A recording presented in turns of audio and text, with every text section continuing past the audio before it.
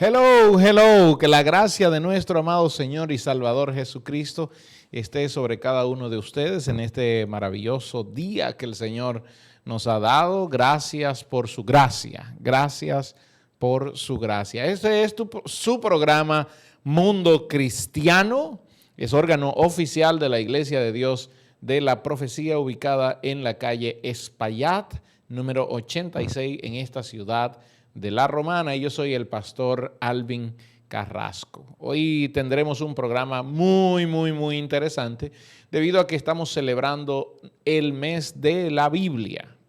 El mes de la Biblia. En este mes ha habido muchos temas relacionados con la palabra de Dios y sobre todo Mundo Cristiano se ha dedicado de una manera impresionante al trabajo a explicar la palabra de Dios, a explicar las bondades, los beneficios, la importancia de la palabra de Dios, de cómo debe ser trabajada, de cómo debe ser entendida. Y esto nos da un buen sentir porque estamos en el mes de la Reforma. Estamos también en el mes de la Biblia. Nosotros todos estos meses va a ser palabra de Dios y no solo aquí en el programa de televisión, sino también en los diferentes programas de radio y en la congregación. Estamos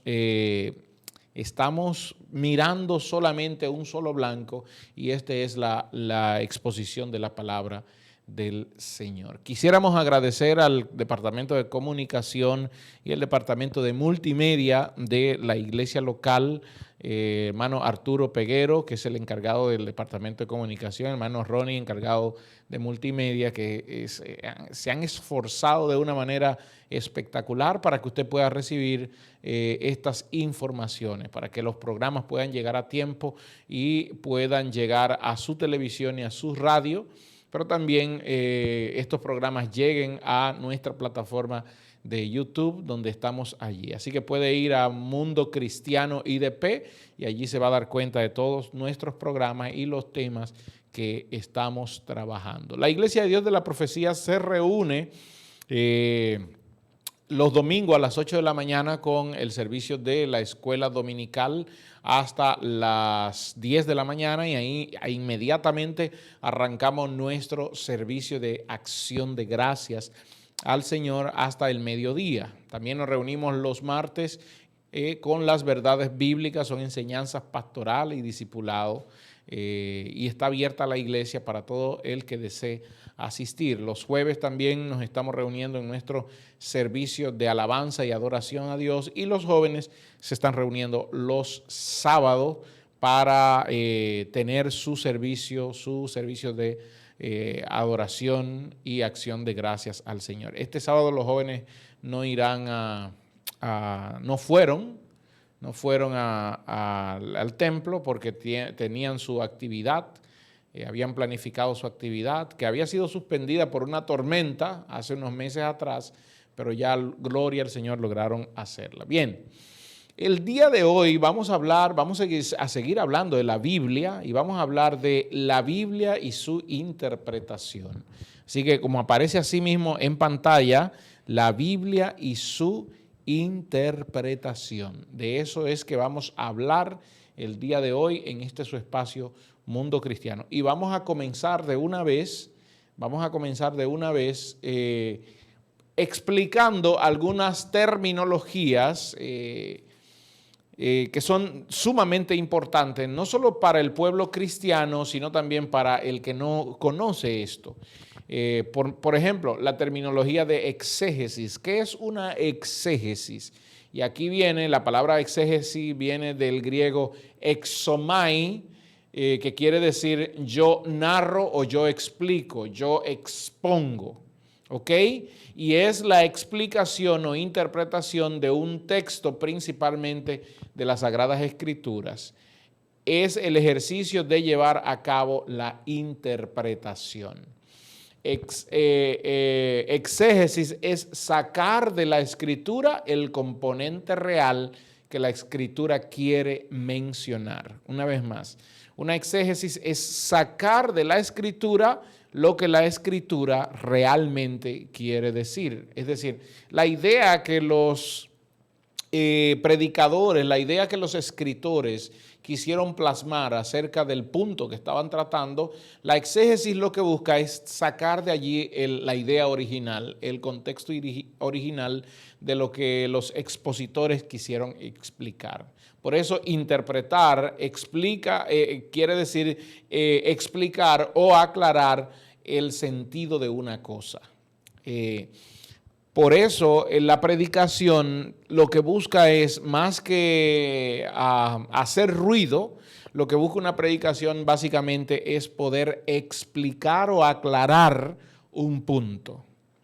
Un verdadero predicador lo que busca es aclarar un punto ya señalado en la palabra de Dios. Entonces, una exégesis es eso, es sacar del texto lo que realmente dice y poder interpretarlo y explicarlo tal como fue escrito. Hay una segunda palabra que yo sé que usted ha escuchado, es la palabra hermenéutica. Y ahí, como aparece en su pantalla, hermenéutica. Mire, un dios griego de la mitología griega se conocía como Hermes. Y Hermes, el trabajo de Hermes era llevar los mensajes entre los dioses. Mensajes entre los dioses. Fíjese cómo lo dice ahí en el segundo párrafo, referente al dios griego Hermes, también era reconocido como un dios. Su trabajo, el mismo dios Mercurio, que aparece en la mitología romana, y también en la mitología maya. El mensajero o intérprete de los dioses, dice aquí. Por lo tanto, cuando hablamos de hermenéutica, quiere decir es el arte de interpretar el mensaje. Y para la interpretación del mensaje, la hermenéutica se basa de algunas reglas y de algunos conceptos y de algunos métodos que nosotros estaremos exponiendo el día de hoy, porque de eso se trata, de cómo interpretar la palabra de Dios. Entonces, la hermenéutica es el arte de interpretar los textos. Ojo, porque la hermenéutica, hay una hermenéutica general y hay una hermenéutica bíblica. Es bueno que eso se entienda también. La hermenéutica bíblica lo que busca es interpretar los textos bíblicos, pero hay una hermenéutica general que lo que busca es dar interpretación a diversos textos.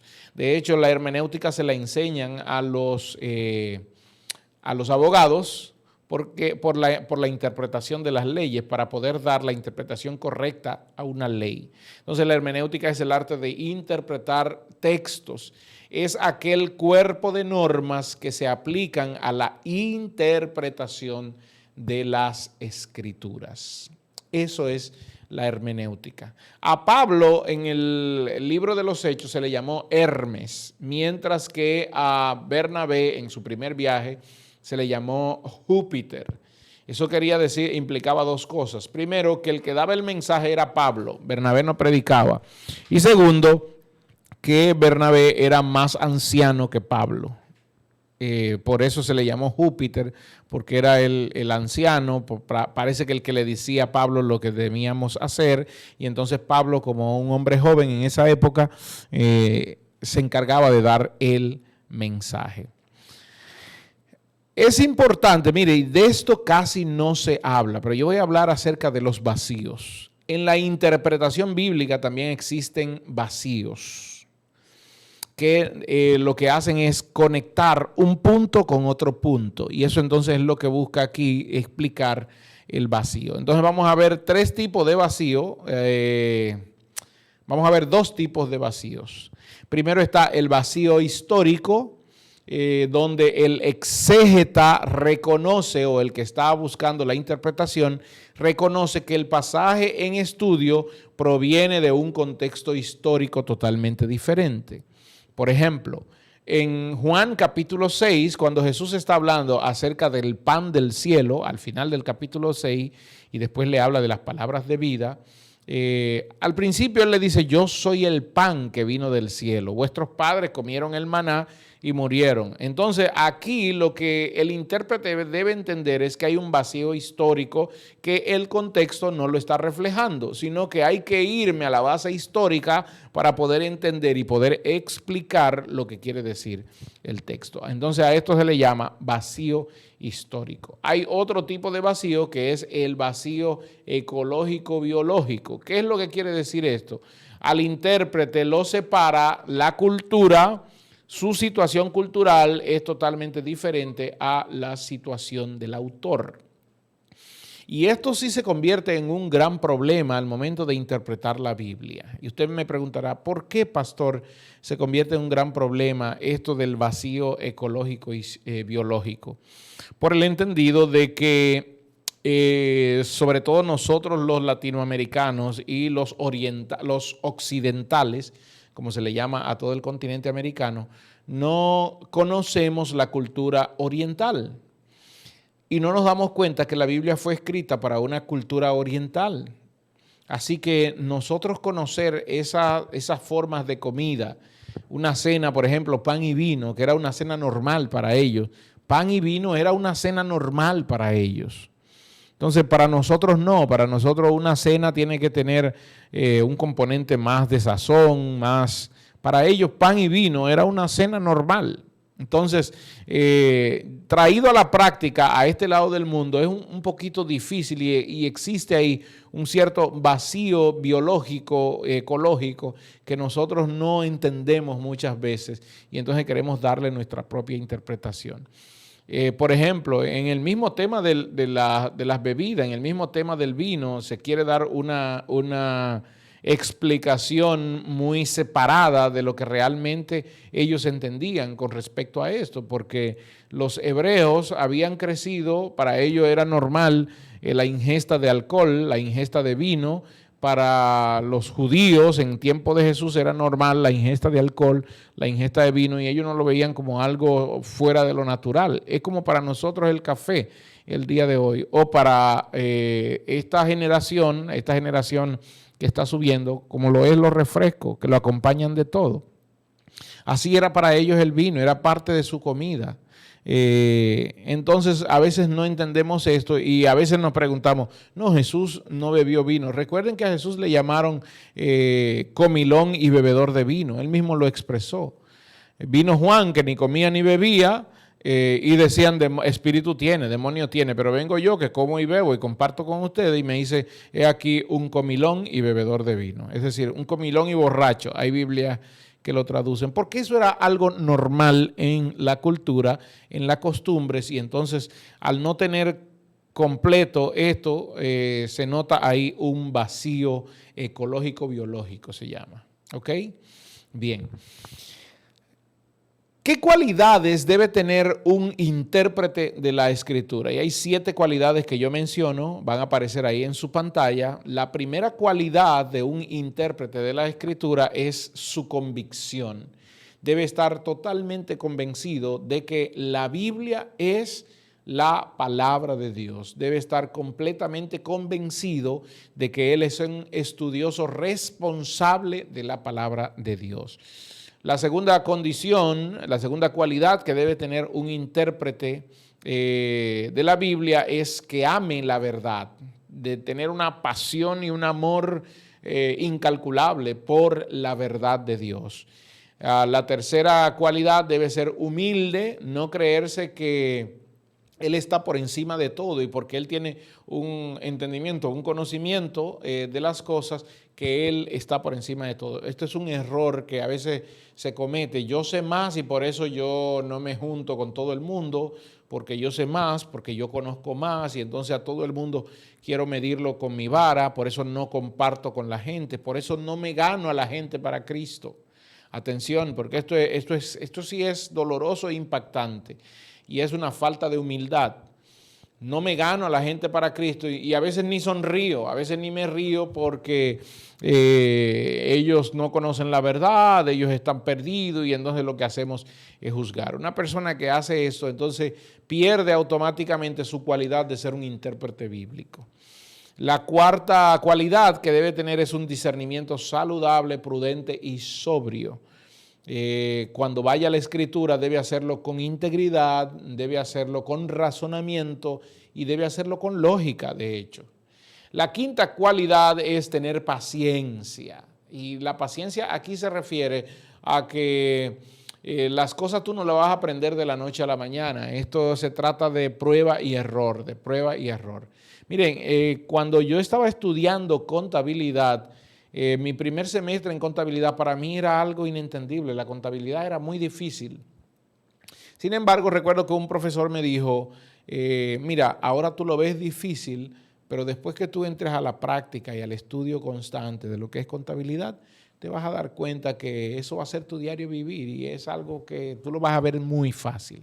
Bueno, en la interpretación de la palabra de Dios, en el estudio de la palabra de Dios, también se dan cosas como estas, donde el que tiene muchos años estudiando la palabra de Dios lo ve tan sencillo, lo ve tan fácil, pero para un nuevo convertido o para alguien que no tiene las mismas cualidades o la características que tú y el amor y la pasión por la palabra de Dios le va a ser muy difícil. Entonces, lo que la Biblia nos enseña a nosotros es que debemos ser pacientes para con todos y aprender del Señor Jesús, que dice que no queriendo que nadie se pierda, sino que los hombres provengan al arrepentimiento, procedan al arrepentimiento. Ese es el corazón de Dios que debe estar en nosotros. Entonces, la paciencia es una virtud y una cualidad que debe tener el intérprete de la palabra de Dios. Otra cosa que debe tener es constancia en la oración. Al momento de estudiar la palabra debe orar, al momento de terminar de estudiar la palabra debe orar,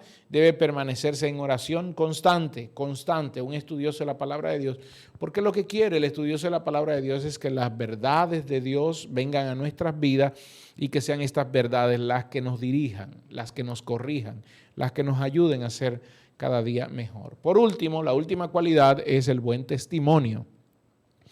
Un intérprete de la palabra de Dios sobre todas las cosas debe tener un buen testimonio una vez que llegó a Cristo. Claro, porque antes de llegar a Cristo no tenemos buen testimonio, sino que somos rechazados y señalados. Pero una vez que llegamos a Cristo, el testimonio de aquí en adelante debe ser totalmente diferente. Y para un intérprete de la Escritura, el testimonio aquí pasa a ser algo importante. Entonces repetimos rapidito: convicción, amar la verdad, la humildad, el discernimiento saludable, prudente y sobrio, la paciencia, la constancia y por último el buen testimonio. Esto es algo importante. Vamos a hablar un poquito de los métodos antes de irnos a la pausa. Vamos a hablar un poquito de los métodos. Mire, hay diversos métodos de interpretación. Yo suelo recomendar uno de estos métodos y lo voy a decir al final, después que explique estos métodos. El primer método de interpretación bíblica, se conoce como el método literalista o letrista. Lo que busca este método es poder darle un significado a las letras o a las palabras.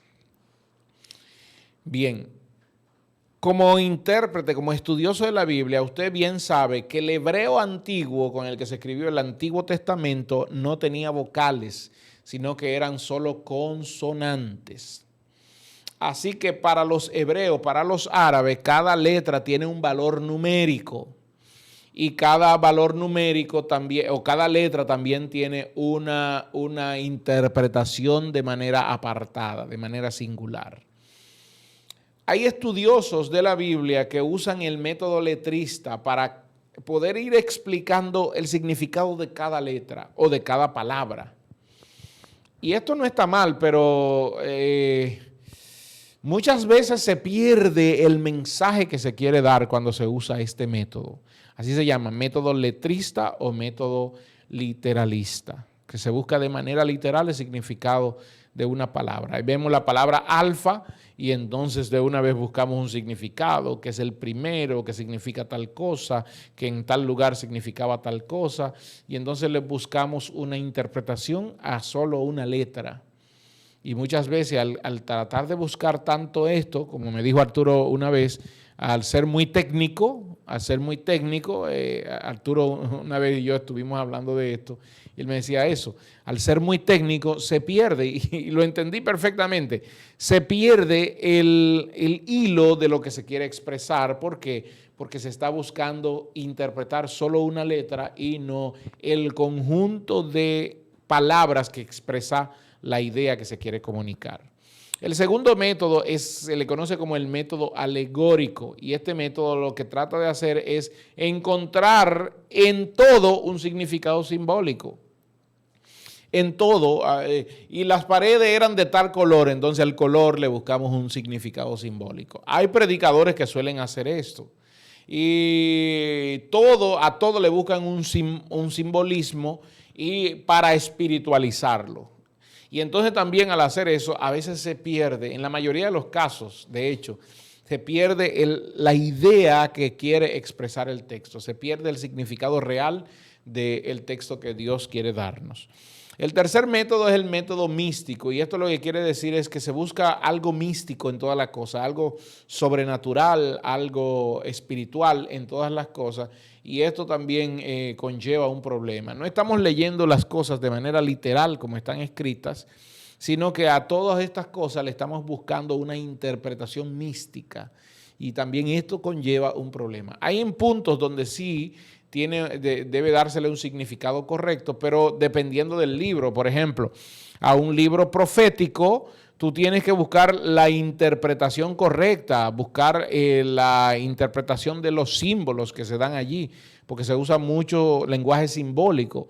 Sin embargo, en la interpretación de los evangelios o de los libros históricos, tú no tienes por qué ser místico, tú tienes que irte a lo que es literal, así como está escrito, para poder dar un entendimiento correcto de las cosas.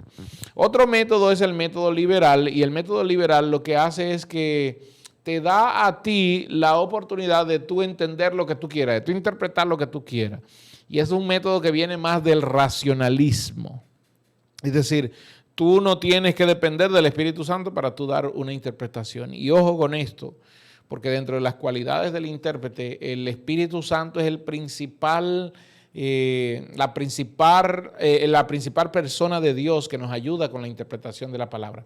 No podemos entender la palabra de Dios si no es por el Espíritu Santo, porque es la que la trae a nuestra mente y corazón. Entonces, el método liberal lo que busca es que la persona sea el propio intérprete y no dependa de ninguna regla de hermenéutica, ni sepa lo que es un exégesis para poder dar una interpretación, porque esto viene más del racionalismo. Hay otro método que es el método dogmático, que lo que busca el método dogmático es cosas que aún no están en la Biblia por poder crear un dogma. La mayoría de las iglesias usa mucho este método, sobre todo la Iglesia Católica lo usó en la antigüedad y lo sigue usando al día de hoy. Muchas de las cosas que la Iglesia Católica tiene como doctrina fue porque vinieron del método dogmático. ¿Ok? Vinieron del método dogmático, lo tienen como doctrina al día de hoy, pero no tiene una base escritural, no tiene una base bíblica correcta, sino que ellos lo avalan en sus catecismos como dogma de la iglesia. También muchas iglesias pentecostales, muchas iglesias cristianas evangélicas, tienen doctrinas que la base de esas doctrinas son dogmas. El pastor se soñó, el pastor tuvo una revelación y entonces crea una doctrina en base a la revelación o en base al sueño o en base a que Dios le mostró o en base a un éxtasis que tuvo, etcétera, etcétera, pero no tiene una base bíblica soportable. Por último, es el método que yo más recomiendo, es el método gramático histórico. Y lo que busca el método gramático histórico es poder sacar del componente bíblico lo que realmente los autores quisieron expresar, la idea que ellos quisieron dar. Y ahí es donde viene la exégesis, porque el método gramático bíblico, gramático histórico, va de la mano con la exégesis. El estudioso de la Biblia, el intérprete de la Biblia, no va para poner a la Biblia lo que él se imagina, sino que va a la palabra de Dios para que la palabra de Dios, sacar de la palabra de Dios lo que la palabra de Dios está realmente expresando. Bien, vamos a una pausa y cuando retornemos, entonces vamos a hablar de cuestiones que debemos tener en cuenta para una interpretación de un texto. Algunos puntos que debemos tener bien claros para interpretar un texto de la palabra.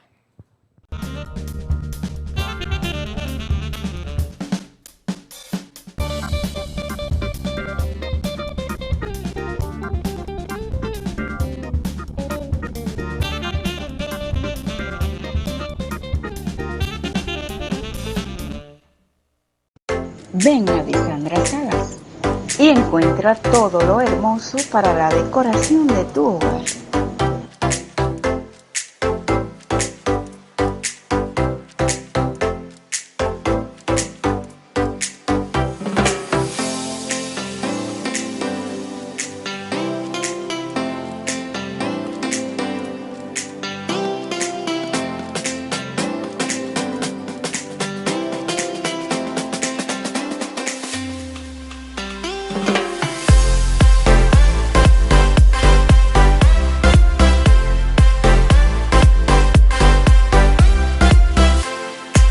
Estamos ubicados en la calle Eugenio Miranda, número 45.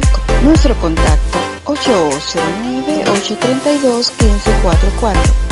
Ven a Disandra Salas y encuentra todo lo hermoso para la decoración de tu hogar. Existen muchas formas de lograr que su empresa llegue a más clientes. Lo que hacemos va mucho más allá que diseñar una página web o una identidad corporativa. Reforzamos el ADN que hace que su empresa sea memorable.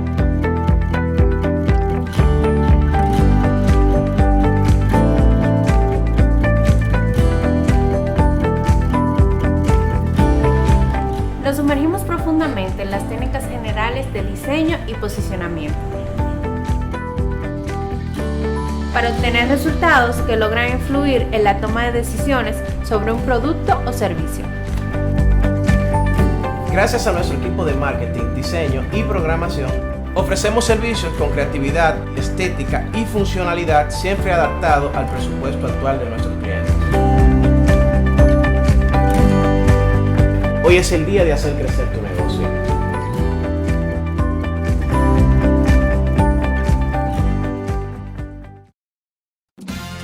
En 5 años de Eduardo Kerry, definitivamente, el Distrito Municipal Caleta crece, se desarrolla y se internacionaliza.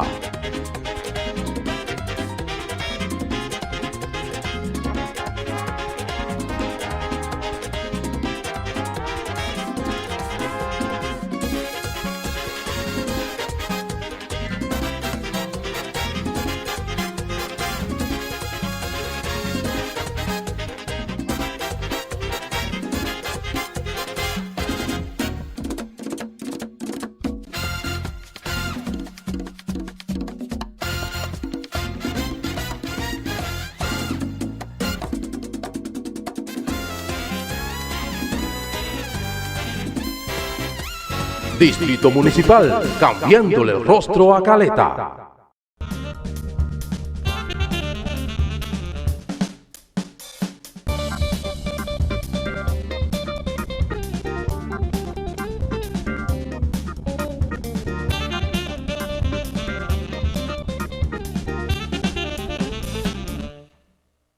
¿Qué cuestiones deben tenerse en cuenta al momento de hacer una interpretación de la palabra de Dios? Vamos a pantalla para que veamos ahí algunas cuestiones que deben tomarse en cuenta. Por ejemplo, debe tomarse en cuenta las preguntas esenciales. Y aquí aparece muy bien detallado.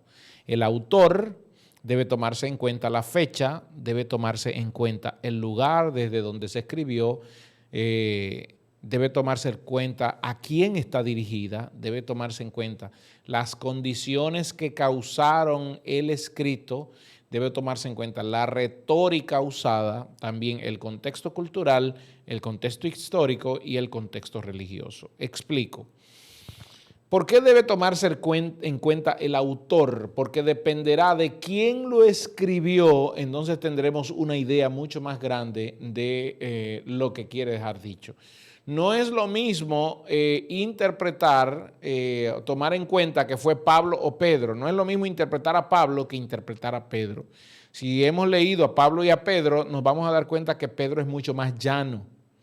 Si hemos leído entre Pablo y Juan, nos vamos a dar cuenta que Juan es mucho más patriarcal. Es decir, él habla como a hijitos. Él dice hijitos al momento de hablar. Pablo es más directo y también es más lógico. Pablo, entonces, debe tomarse en cuenta primero quién escribe. Lo segundo que debe tomarse en cuenta es la fecha de cuándo se dijo, porque esto nos conectaría automáticamente con el contexto histórico. ¿Qué pasó en esa fecha? ¿Por qué se escribió en esa fecha?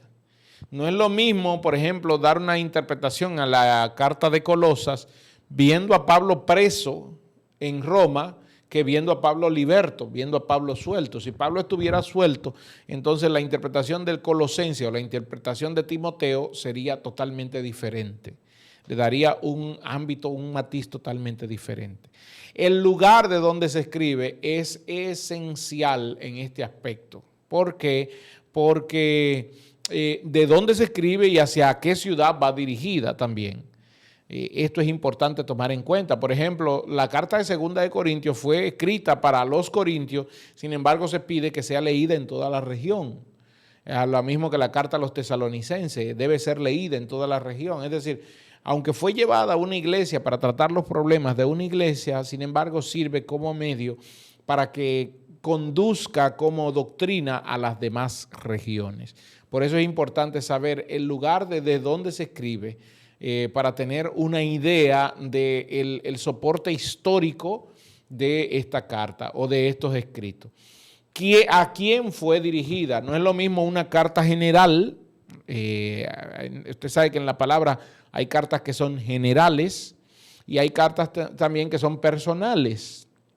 Por ejemplo, la carta a los hebreos es una carta general, totalmente abierta a un grupo de personas determinadas, pero la carta de Filemón, escrita de Pablo a Filemón, es una carta a una persona específica para tratar un tema específico. Las cartas de Santiago son cartas generales, totalmente abiertas para todo el que la lea, para todo el que le preste atención. Sin embargo, la carta a Tito es una carta totalmente específica para una persona. Por esto es importante definir hacia quién va dirigida la carta y esto lo debe tomar en cuenta el intérprete. Las condiciones que causaron el escrito, por qué se escribió. Por ejemplo, el escrito de Pablo a los colosenses debía tenerse bien claro cuál era el contexto, qué era lo que estaba pasando en Colosas, que obliga a Pablo a enviar una carta hacia Colosas explicándole quién es Jesús y por qué Él es suficiente para esto. Entonces había que entender el contexto de que Epafras, que era el pastor de Colosas, había viajado desde Colosas hasta Roma, donde estaba Pablo preso, más de 4,000 kilómetros. ¿Para qué? Para expresarle a Pablo el problema que él tenía, porque los judaizantes se habían metido en la iglesia de Colosas y estaban causando muchos problemas y estaban dejando que la gente dejara a Cristo para seguir otras cosas o acompañara de la doctrina de Cristo otras cosas. Y por eso Pablo le escribe a los colosenses. ¿O por qué Pablo le escribe a los gálatas? Por el hecho de que también los judaizantes se habían metido en Gálatas y los gálatas habían dejado a Cristo para seguir entonces las cuestiones que los gálatas le estaban enseñando. Fíjense por qué es importante también entender las condiciones que causan el escrito. La retórica que se usa. No es lo mismo la interpretación, y ya lo dije antes en la sección anterior, no es lo mismo la interpretación de un libro profético que de un libro histórico. No es lo mismo la interpretación de una carta paulina a la interpretación de un evangelio. Son cosas totalmente diferentes y entonces también esto debe ser tomado en cuenta. En los evangelios, por ejemplo, existen mucho las parábolas, las alegorías. Sin embargo, en las cartas de Pablo, en las cartas paulinas, en las epístolas, existe mucho la diatriba, por ejemplo, en el libro de Romanos, que es un libro de preguntas y respuestas. Eso se le llama diatriba, que es una figura retórica de la expresión. Existen muchos los símiles, existen muchos las metáforas, existe mucho también la comparación, existe mucho la ironía. y el sarcasmo. Cosa que aparece sí en los evangelios, porque Jesús en una u otra forma usó también el sarcasmo y la ironía, pero no tanto como Pablo lo usó. Pablo era mucho más retórico. Entonces, por eso debe también tenerse en cuenta cómo fue que lo dijo, cómo fue que lo expresó, ¿ok? Debe tenerse en cuenta el contexto cultural y debe tenerse en cuenta el contexto religioso y debe tenerse en cuenta el contexto histórico. Estos tres contextos deben ser parte vital de la escritura, deben ser parte vital del intérprete, que el intérprete los conozca y que luego en su predicación, en su exposición, lo comunique.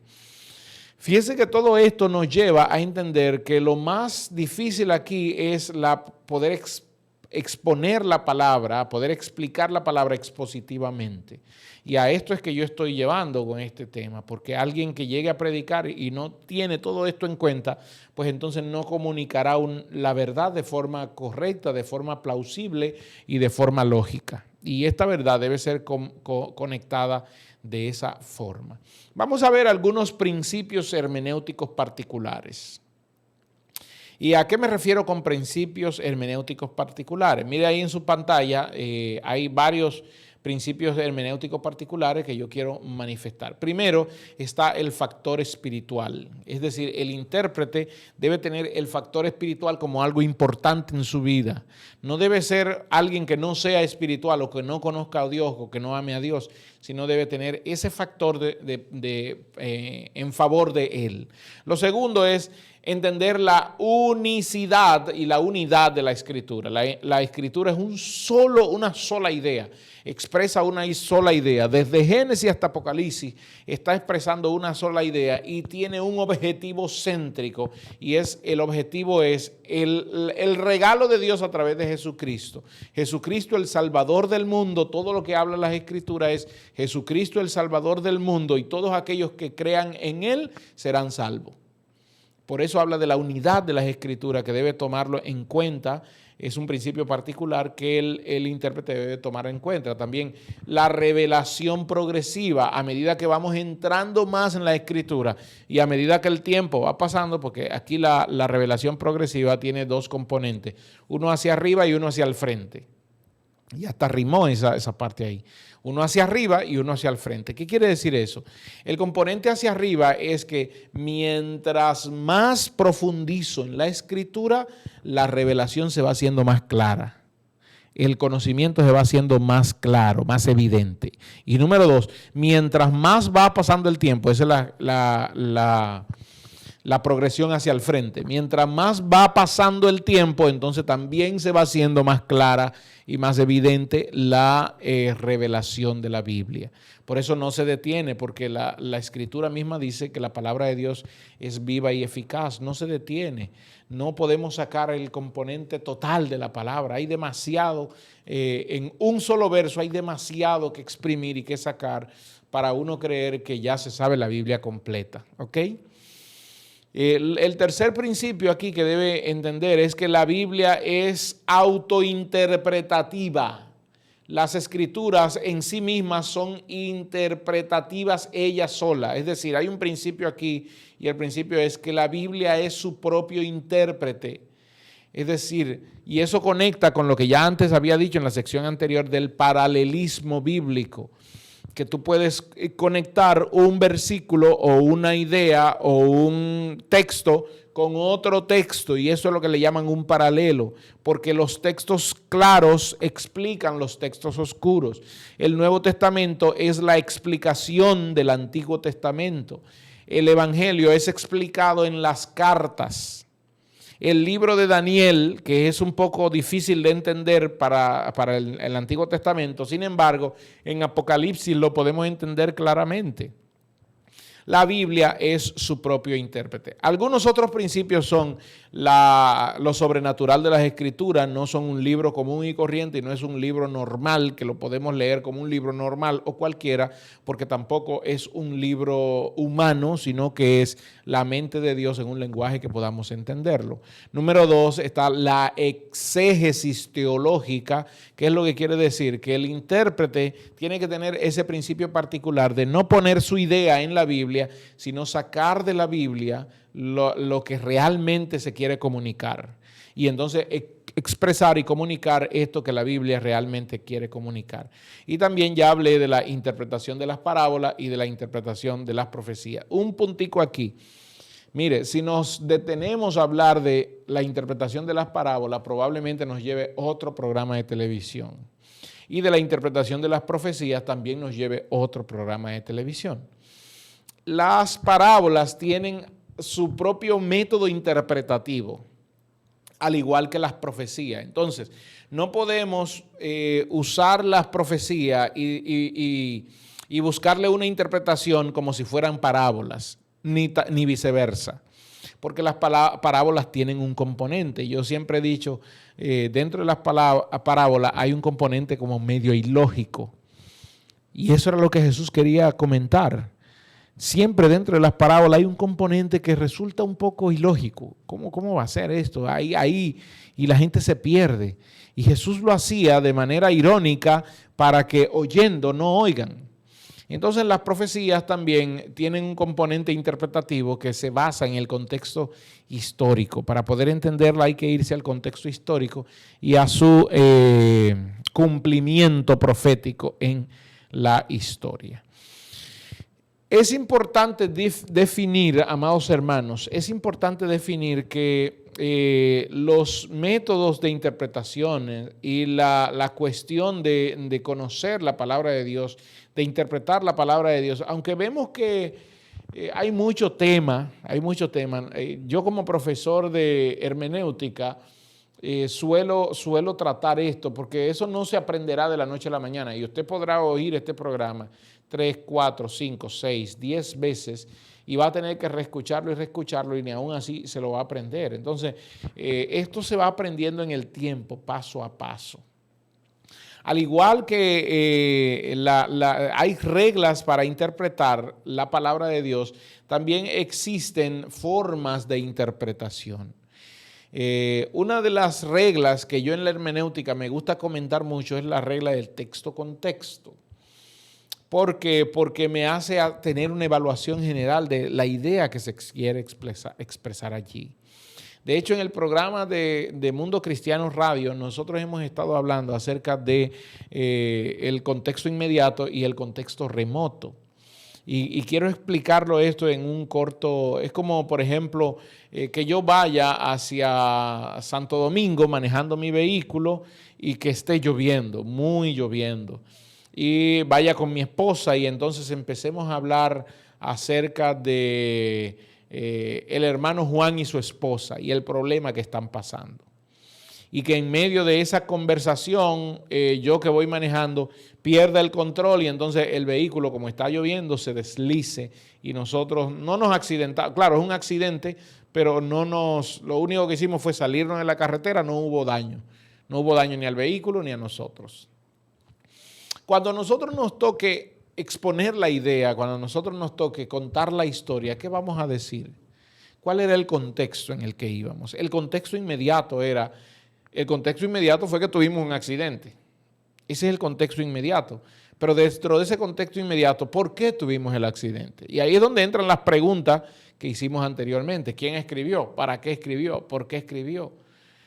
¿Qué hizo que yo perdiera el control? ¿Qué hizo que yo me distrajera del punto que venía trabajando o del accidente que tuvimos? ¿Por qué yo me distraje? Porque si está lloviendo, lo correcto es que el que va conduciendo tenga la vista en la carretera. Sin embargo, como iba hablando de un punto del hermano fulano de tal y su esposa y el problema que está pasando, ese era el contexto inmediato en el que yo iba hablando con mi esposa. Pero hay un contexto más alejado y es que íbamos en la carretera rumbo a Santo Domingo. Pero hay otro contexto más alejado. ¿A qué íbamos para Santo Domingo? Entonces, en la Biblia se dan todos estos escenarios, contextos inmediatos que deben ser explicados. Y quiero aquí entrar en uno de esos contextos. Por ejemplo, en Juan capítulo 6, porque estamos hablando de reglas de interpretación bíblica, o estamos hablando de la Biblia y su interpretación. En Juan capítulo 6, Jesús al final termina hablando de palabras de vida eterna. Pero ¿por qué terminó hablando de palabras de vida eterna? ¿Qué pasó antes de eso? ¿Qué fue lo que aconteció antes de eso que llevó a Jesús a hablar de palabras de vida eterna? Si todo empezó con una simple multiplicación de panes y peces. Así fue que empezó todo. Juan capítulo 6, versículo 1. Verifíquelo usted. Así empezó todo, amados. Jesús empezó a enseñarle y después a darle a la gente pan y peces. En Juan capítulo 6, la gente fue alimentada allí 5,000 personas. Pero ¿por qué Jesús termina probablemente enojado? Atención, probablemente enojado y dando palabras de vida eterna. Porque Jesús se desapareció del escenario y ellos empezaron a buscar a Jesús porque le hacía falta su pan y pez. Entonces Jesús les dice, yo soy el pan que descendió del cielo, y ahí empezó el problema. Porque al decirle, yo soy el pan que descendió del cielo, ellos se asombraron y dicen, ¿quién es este? Porque el pan que descendió del cielo fue el maná que Dios nos dio. Y Jesús dice, sí, yo soy el maná del cielo. El pan que comieron sus padres, ellos lo comieron y perecieron, pero el que coma de mí no perecerá jamás. Ahí es donde entra el contexto. Entonces imagínense todo en todo este contexto, al pueblo quejarse porque Jesús ahora le está diciendo, tienen que comer de mi cuerpo, y no solo tienen que comer de mi cuerpo, también tienen que beber mi sangre. Y la gente empezó a irse al escuchar esto, porque ¿cómo va a ser será porque nos dio alimento el día de ayer que empieza a decir esto. Y el apóstol Pedro, ahí es donde se levanta Pedro. Fíjense que le estoy contando todo el contexto histórico de lo que pasó allí. Pero eso tiene un significado y una conexión con el Antiguo Testamento, un paralelo con el Antiguo Testamento. Es decir, y quiero al final tener una idea, poder expresarles a ustedes una idea clara sobre todo esto. El apóstol Pedro se le acerca y dice, Señor, esas palabras que tú están diciendo son duras estas palabras. En otro punto era, bájale alguito, Señor, está muy dura lo que estás diciendo. ¿Cómo tú nos estás mandando a comer tu carne y a beber tu sangre? Tú sabes que los judíos no beben sangre. Tú sabes que los judíos no comen todo tipo de carne. Y entonces es ahí donde el Señor, Jesús le dice, ¿a ustedes son duras estas palabras? ¿A ustedes también les molesta? ¿Se quieren ir? ¿Quieren irse ustedes? Y ahí las palabras de Pedro en Juan capítulo 6, versículo. De hecho dice que muchos de los discípulos de Jesús volvieron atrás, versículo 66. Juan 6, 66. De ahí, desde entonces muchos de sus discípulos volvieron atrás y ya no andaban con él. Y Pedro se le acerca, uno de los 12 se le acerca y le dijo, Señor, duras son estas palabras. Y Jesús le dijo, ¿ustedes acaso también se quieren ir? Y entonces Pedro le dice, verso 68, ¿a quién iremos, Señor? Porque solo tú tienes palabra de vida eterna. Nosotros hemos creído y conocemos que tú eres Cristo, el Hijo de Dios. Jesús le respondió, no, yo no he escogido a ustedes 12 y uno de ustedes es el diablo. ¿Qué es lo que quiero comunicar al final? Para interpretar la Biblia se necesita comprender primero el objetivo de ella, por qué fue escrita, y segundo, el contexto que envuelve todo eso. Y es un mensaje que quiero dejar a los predicadores de la palabra de Dios. Antes de comunicar la idea de Dios, analiza lo que estás comunicando, porque vale más la palabra de Dios que tu propio estilo. Aquí lo importante no es tu estilo, sino que lo importante es que el mensaje llegue a las vidas claramente. Muchas gracias, amados hermanos, que la paz y la gracia del Señor esté sobre cada uno de ustedes. Dios les bendiga.